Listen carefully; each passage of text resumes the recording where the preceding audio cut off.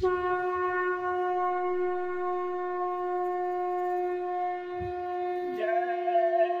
गुरुदेव। जय गुरुदेव।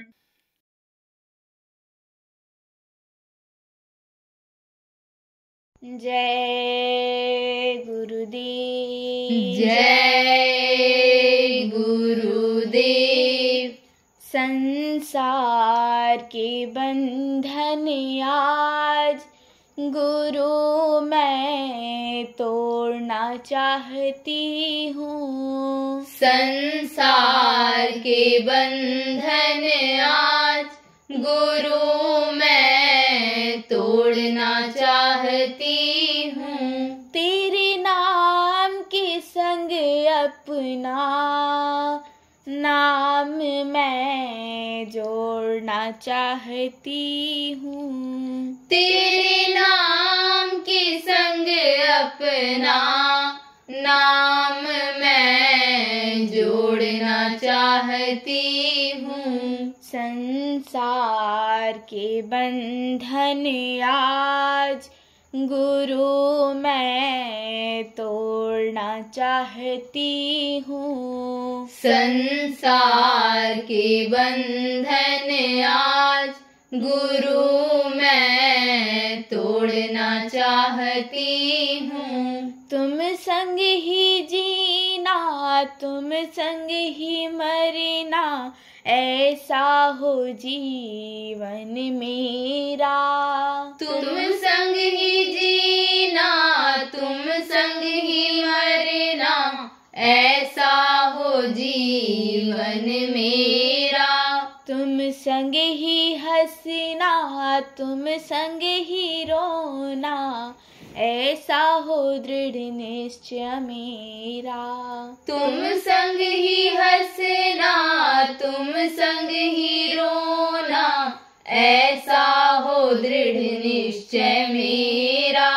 तेरे रंग रंग चुनरी आज गुरु मैं ओढ़ना चाहती हूँ। तेरे रंग रंग चुनरी आज गुरु मैं ओढ़ना चाहती हूँ। तेरे नाम के संग अपना नाम मैं जोड़ना चाहती हूँ। तेरे नाम के संग अपना नाम मैं जोड़ना चाहती हूँ। संसार के बंधन आज गुरु मैं तोड़ना चाहती हूँ। संसार के बंधन आज गुरु मैं तोड़ना चाहती हूँ। नैनों में तुम हो श्वासों में तुम हो मन मेरा तुमको पुकारे। नैनों में तुम हो श्वासों में तुम हो मन मेरा तुमको पुकारे। जन्म जन्म के साथी हो मेरे ऐ मेरे गुरुवर प्यारे। जन्म जन्म के साथी हो मेरे ऐ मेरे गुरुवर प्यारे। तेरी माया का ये मेला गुरु मैं छोड़ना चाहती हूँ। तेरी माया का ये मेला गुरु मैं छोड़ना चाहती हूँ। तेरे नाम के संग अपना नाम मैं जोड़ना चाहती हूँ। तेरे नाम के संग अपना नाम मैं जोड़ना चाहती हूँ। संसार के बंधन आज गुरु मैं तोड़ना चाहती हूँ। संसार के बंधन आज गुरु मैं तोड़ना चाहती हूँ। जय गुरुदेव। जय गुरुदेव।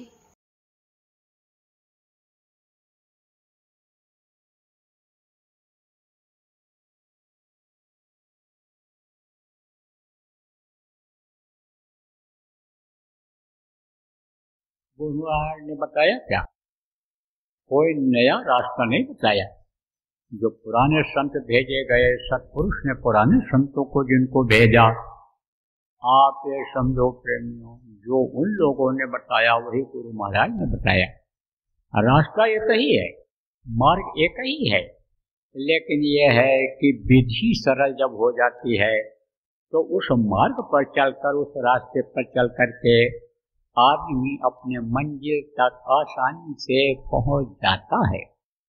रास्ता वही, मार्ग वही है, लेकिन समय समय पर जब संत आए हैं तो इसको सरल किए हैं, आसान किए हैं, समझाने के लिए लोगों को, जीवों को मनाने के लिए उसी तरह से मेहनत किए हैं। पहले के जो संत रहे वो ज्यादा मेहनत नहीं किए हैं। जो ज्यादा मेहनत किए हैं जीवों के लिए, उनका नाम तो आज भी लोग जानते हैं। उनका इतिहास में नाम मोटे अक्षरों में लिखा हुआ है। उनकी पुस्तकें बन गई, किताब बन गया। हालांकि वो तो अब चले गए, लेकिन उनके नाम पर जो मजार बना करके, उनके नाम पर जो समाधि बना करके, उनके नाम पर जो मंदिर बना करके, उनकी मूर्ति लगा करके जो पूजा पाठ कर रहे हैं, वो समझते हैं कि यही सब कुछ है। लेकिन वो सब कुछ में उस समय पर थे। अब इस समय पर तो वो चले गए अपना काम करके। अब उस स्थान से क्या आध्यात्मिक लाभ होगा? वो वचन जो कह करके गए, उन वचनों के अनुसार अगर देखा जाए तो वक्त गुरु को खोज तेरे भले की कहूँ, वक्त गुरु के पास जाना चाहिए, खोजना पर चाहिए, काम उनसे हुआ करता है। तो प्रेमी, गुरु महाराज ने क्या काम किया जो अन्य संतों ने किया? जीवों को जगाने, जीवों को होश दिलाने का। क्योंकि जीव तो इस समय मदहोश हैं। क्यों मदहोश हैं? देखो, मदहोश आदमी क्यों है? क्योंकि विषय वासनाओं में फंसा हुआ है। विषय वासना किसको कहते हैं? खाने के स्वाद, खाने के स्वाद को कहते हैं। देखने का भी स्वाद होता है। मन को जो चीज भा जाती है, आदमी उसी को देखता रहता है। चाहे पौधा हो, चाहे फूल पत्ती हो, चाहे कोई लड़का लड़की हो, चाहे औरत आदमी हो, उसी को देखता रहता है। आप जब देखो कि धन की इच्छा अगर जग गई तो धन ही पाने की इच्छा करता रहता है। तो यह है विषय, यह वासना कहते हैं इसको। आप समझो प्रेमियों, मन की वासना होती है और शरीर की भी वासना होती है। तो वासनाओं में आदमी फंसा हुआ है। जब वासनाओं में फंसता है तब वो भूल जाता है, सबको भूल जाता है। जैसे चोरी करने की वासना हो गई, व्यभिचार करने की वासना हो गई, चुरा कर खाने की समझो की वासना हो गई, आदमी की गाना सुनने की वासना हो गई, तो वो उसी में फंसा रहता है। और ये जो वासना है, ये इच्छा जो है, ये बढ़ती चली जाती है, तब असली चीज को भूल जाता है और नकली में ही वो फंसा रह जाता है। ये चमक दमक की जो दुनिया है, इसी में फंसा रह जाता है और इसी में आदमी का जीने का समय निकल जाता है। जीने का समय तो बढ़ता नहीं, और बढ़ता भी है अगर तो युक्ति उपाय से बढ़ता है, तो वो युक्ति उपाय आदमी जानता नहीं है। और मरने का समय ये तो निश्चित है। ये श्वास जो मिले हैं खर्च करने के लिए, 98 करोड़ श्वास जो मिले हैं खर्च करने के लिए, 21,000 श्वास पर आदमी के रोज खर्च होते हैं। जैसे ये खर्च होंगे तैसे ही ये शरीर धड़ाम से गिर जाएगा। और इसी को लोग, जिसकी लोग पूजा करते हैं, जिसको लोग सजाते हैं, संवारते हैं, जिसको पत्नी पति परमेश्वर मानती है, जिस औरत को आदमी घर की लक्ष्मी मानता है, देवी मानता है, जिस बच्चे को लोग अपने हृदय का टुकड़ा मानते हैं, जिस माता पिता को मातृ पुत्र देवो भव मानते हैं। माता पिता ही नहीं, ये हमारे देवता हैं, सब कुछ हैं, पूज्य हैं। उन्हीं के शरीरों को लोग मिट्टी कह करके ले जा करके जला देते हैं, दफना देते हैं। और अगर मोह बस न ले जाएं, 2-4 घंटा भी रोकने की कोशिश करें तो पड़ोसी रिश्तेदार आकर के कहने लग जाते हैं, अब मोह भंग करो, अब छोड़ो इनका मोह, बहुत कुछ किया इन्होंने, अब तो तुम जो भी कर गए तुम्हारे लिए उसका उपयोग उपभोग करके अब तुम इनकी आत्मा को शांति दो, इनके मृतक शरीर को तुम ले जाओ और जलाओ, नहीं तो मिट्टी खराब हो जाए। इसी को लोग मिट्टी कहने लगते हैं। तो जब आते हैं तो याद दिलाते हैं कि भाई मौत से डरते रहो दिन रात। मौत के समय पीड़ा बहुत होती है, बहुत दर्द होता है, हड्डी हड्डी चटकती है, नसों में खिंचाव होता है, खून के दौरे से शरीर चलता है। और खून का दौरा किससे होता है? नसों से होता है। नसें कहाँ रहती हैं? ये खाल में भी, ये हड्डियों में चिपकी रहती हैं। ये समझो कि मांस से भी टच रहती हैं, मांस में भी नसें रहती हैं। एक दो तो हैं, लाखों की संख्या में 72,000 तो नाड़ियाँ हैं शरीर के अंदर। ये ताना बाना इस तरह से उसने बना दिया है, बुझ दिया है। पंच तत्व का पुतला, जहाँ में पानी समझो लय जल चिराग, तो 5 तत्व से बना हुआ ये शरीर है, इसमें बहुत सी नसें।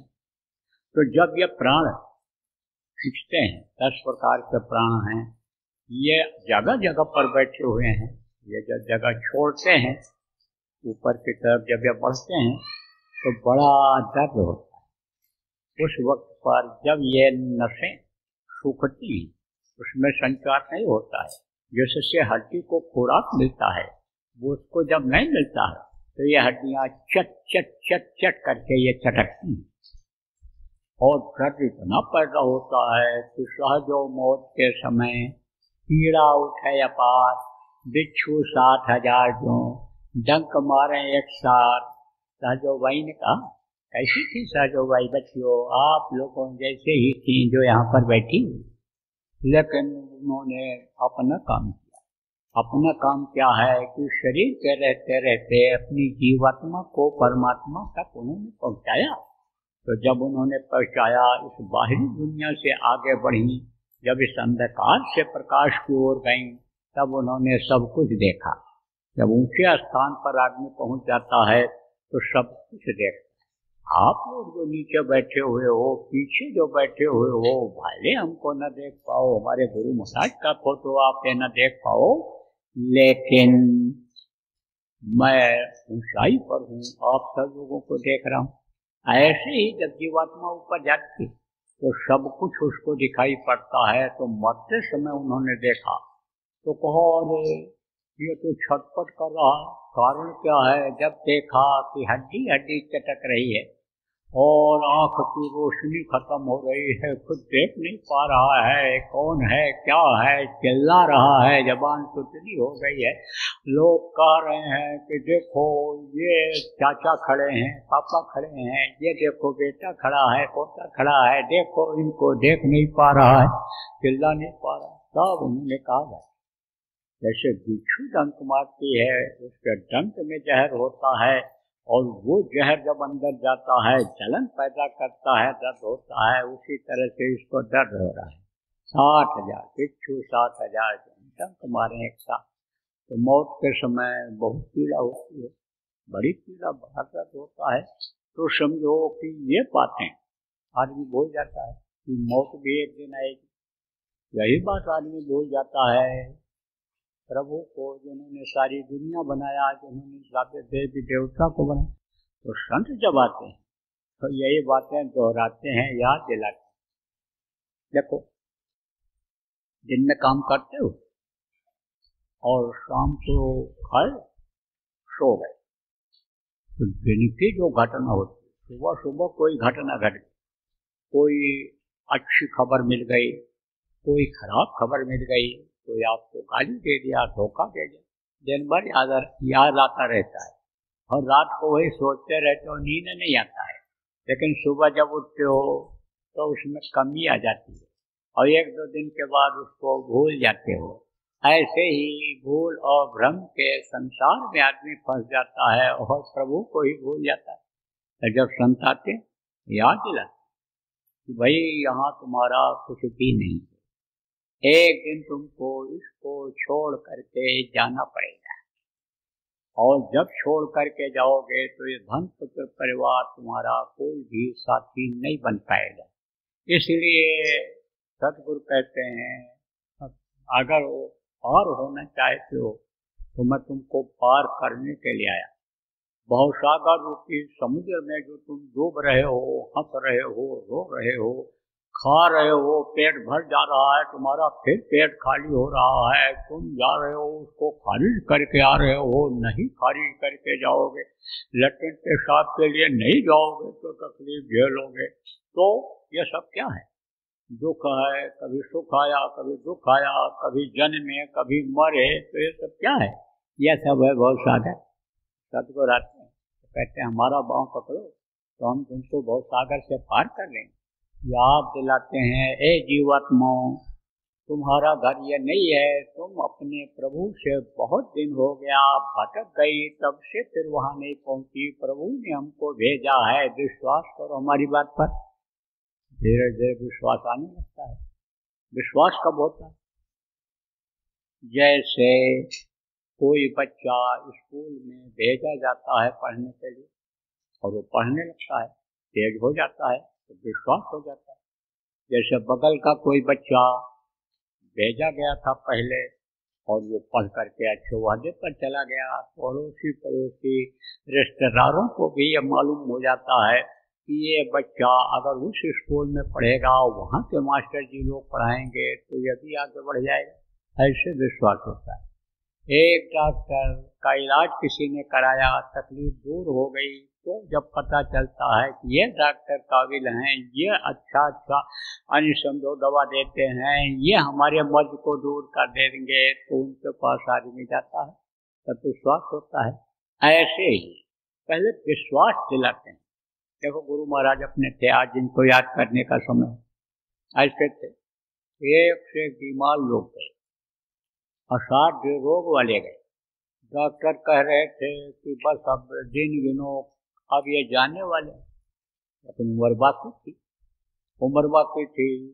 जैसा वोट लग जाते हैं बहुत से लोगों को, आज भी बहुत लग गए, घर घर वोट, तो वो वोट लगा हुआ। अब वोट को उन्होंने मना दिया। मनाना पड़ता है, समझाना पड़ता है, खिलाना पड़ता है, ये सब जो तरीका जानता है वही कर सकता है। अब वोट को मना दिया, खुश हो गया, छोड़ दिया। वही जो अन्य दिल की धड़कन को बढ़ा देता था, श्वास को फुला देता था, जो दौड़ते समय सांस फूलता है, बैठे बैठे एकदम से अचानक सांस फूलने लगता था, तो वही हट गया, ढीला कर दिया, खुश हो गया। जब तकलीफ नहीं दे रहा तो समझो वही आदमी बहुत दिन जिंदा रह गया। गुरु महाराज के पास ऐसे भी लोग गए कि जिनके पास खाने की दिक्कत थी, पहनने की दिक्कत थी, घर नहीं था, लेकिन गुरु ने उन पर भी दया किया। उनको विश्वास दिलाने के लिए ये सब होता है। आदमी अगर तन से सुखी नहीं रहेगा, शांति आदमी को नहीं मिलेगी और खाने पहनने की इसमें दिक्कत होगी, मान सम्मान में अगर कमी रहेगी, तो किसी की कोई बात मानेगा? नहीं मानेगा।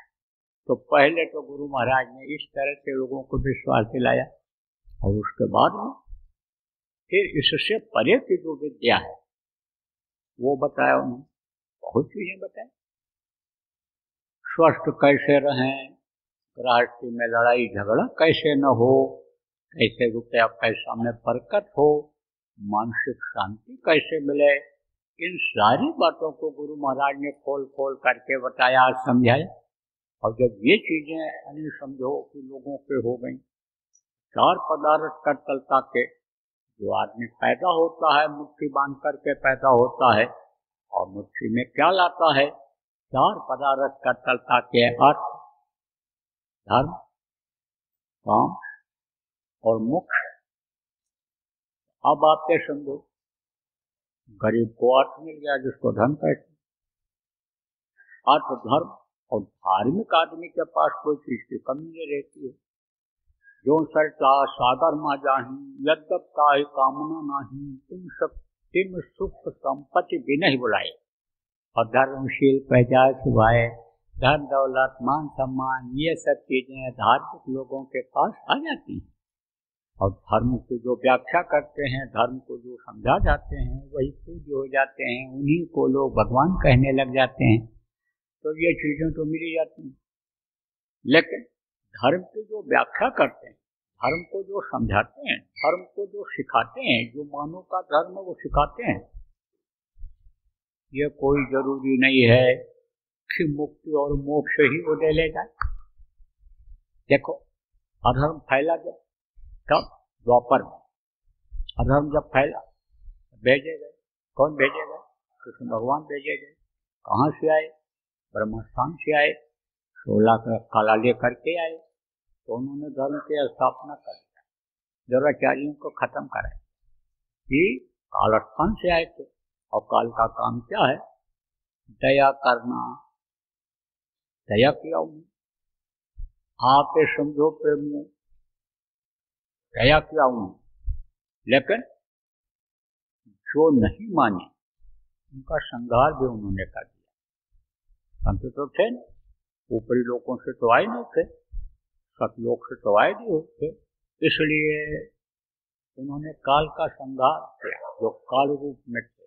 और काल के जो जीव थे, जो काल के बताए अनुसार काम करते थे, काल के नियम का जो पालन करते थे, उनका उन्होंने संहार किया।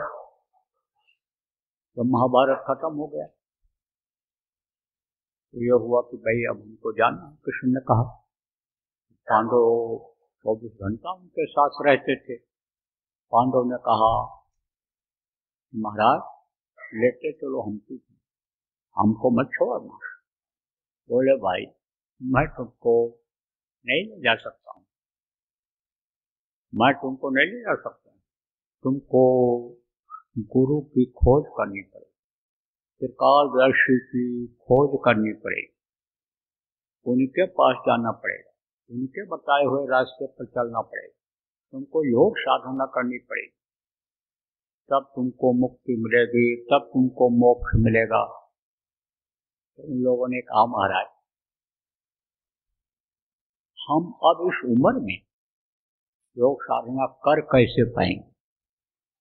सारी जिंदगी तो आपके साथ लगे रहे, जवानी आपके साथ निकली, बचपना आपके साथ निकला, तो अब कैसे बुढ़ापे में भजन भाव भक्ति हो पाएगी? हम संत को खोज पाएंगे, पहचान कैसे पाएंगे? बोले, पहचान को मैं तुमको बता दूंगा, खोजना तुमको पड़ेगा, जाना तुमको पड़ेगा उनके पास। बोले, हाँ बता दोगे। यह बात सत्य है कि हमेशा इस धरती पर संत रहते हैं। गिरी बदरिया पाप की बरस गई अंगार, संत न होते जगत में जल मरता संसार, संसार खत्म हो गया होता तो रहते हैं, ये बात तो सत्य है। आप पता तो दोगे, भेज तो दोगे, लेकिन हम योग साधना कैसे कर पाएंगे? महाराज दया करो, लेते चलो, बोले नहीं हो सकता। जो जिस काम के लिए भेजा जाता है वही काम करता है। धर्म की स्थापना के लिए, सज्जनों की रक्षा के लिए, दुराचारियों के संहार के लिए मैं आया था।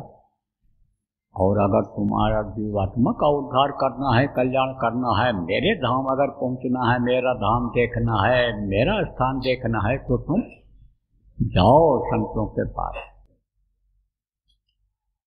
तब आप ये समझो कि जब वो नहीं खोज पाए तो वैतरणी नदी में कूद करके और कर्म की सजा भोगनी पड़ गई उनको, गल करके शरीर को खत्म करा दिया था।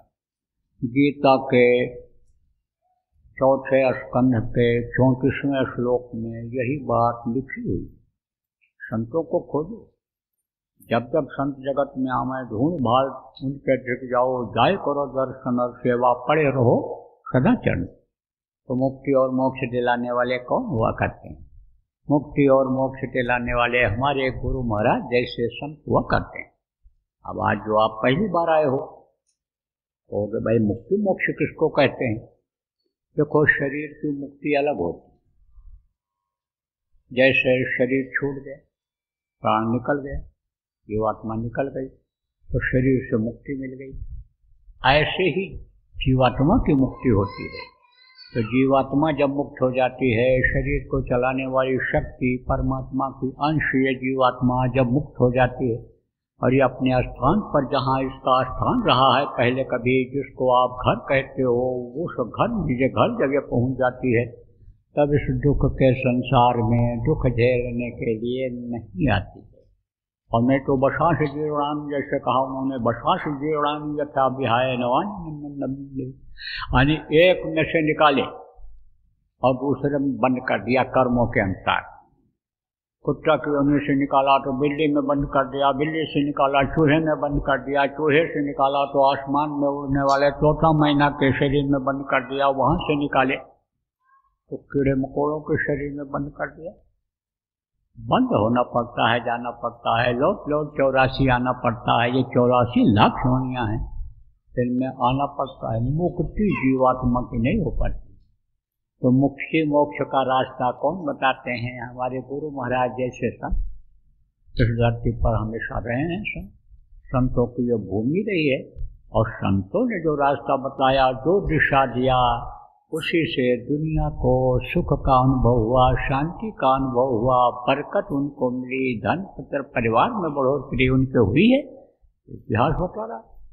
तो यहाँ आते हैं गली गली में विदेशी लोग, सुकून के लिए, शांति के लिए आते। धन की न कमी है, न प्रतिष्ठा मान की कमी है, लेकिन जो इस धरती पर पैर रख देता है कहता बड़ी शांति मिली। और जहाँ जो संतों का स्थान है, उस स्थान पर जाता है। मान लो देवी देवताओं का ही स्थान है, जहाँ मान्यता लोगों ने दे रखा है कि यहाँ पर भगवान का स्थान है, वहीं जाता है, उसी को शांति मिलती है। तो प्रेम, यह सब संतों का ही देन है।